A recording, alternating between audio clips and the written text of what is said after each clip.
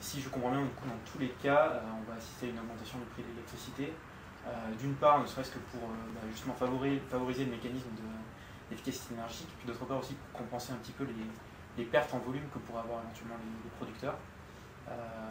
Est-ce que ça vous paraît une hypothèse viable ou est-ce que Nous ne sommes pas économistes et notre rôle en tant que bourse, c'est d'organiser la confrontation de l'offre et de la demande la plus large possible, la plus transparente possible, la plus démocratique possible. De ce débat sur le prix, de ce débat va sortir des urnes un prix, et on sort quotidiennement un prix.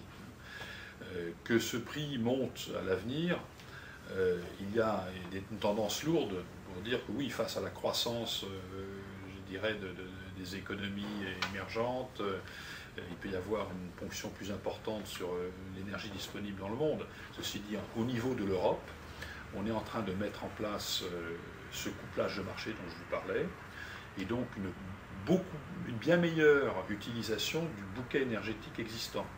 On parle du nucléaire français, de l'hydraulique norvégien, suisse, des centrales électriques mais à base de gaz au UK ou en Italie, de l'éolien au Danemark, en Allemagne, en Espagne, des centrales au charbon en Allemagne. On met tout ça dans un même, je dirais, dans un même pot, et de là peut sortir en tout cas une bien meilleure utilisation de tous ces actifs de production.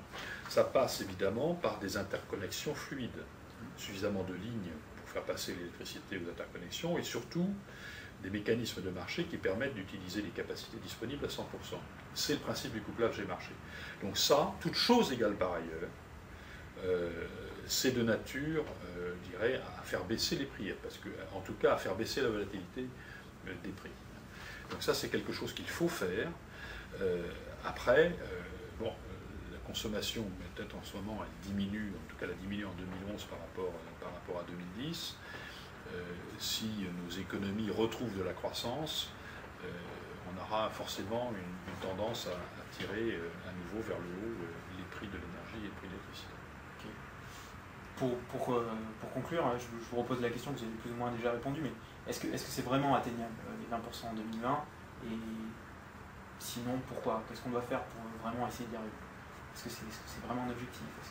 Je ne peux pas vous répondre si c'est vraiment atteignable ou pas. Il faut tendre vers cet objectif. Je pense que c'est un objectif légitime. Je pense que c'est extrêmement important de parler d'économie d'énergie en même temps qu'on parle de réduction des gaz à effet de serre, en même temps qu'on parle d'un objectif de 20% de renouvelables. Il est certain qu'il faut aussi harmoniser toutes ces politiques. En matière de renouvelables, il y a parfois des politiques nationales qui sont beaucoup trop différentes les unes des autres, avec beaucoup de subventions, ce qui perturbe un petit peu la formation du prix européen. Les bourses sont là pour essayer d'absorber toutes ces quantités nouvelles de renouvelables, et Pexpot en a fait l'expérience, a montré que sa liquidité permettait d'absorber ces chocs.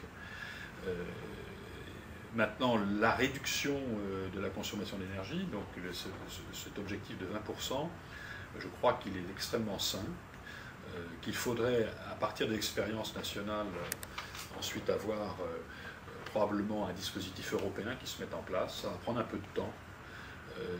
En tout cas, c'est un objectif qui est souhaitable, qui n'est pas irréaliste, et il faut tendre vers cet objectif.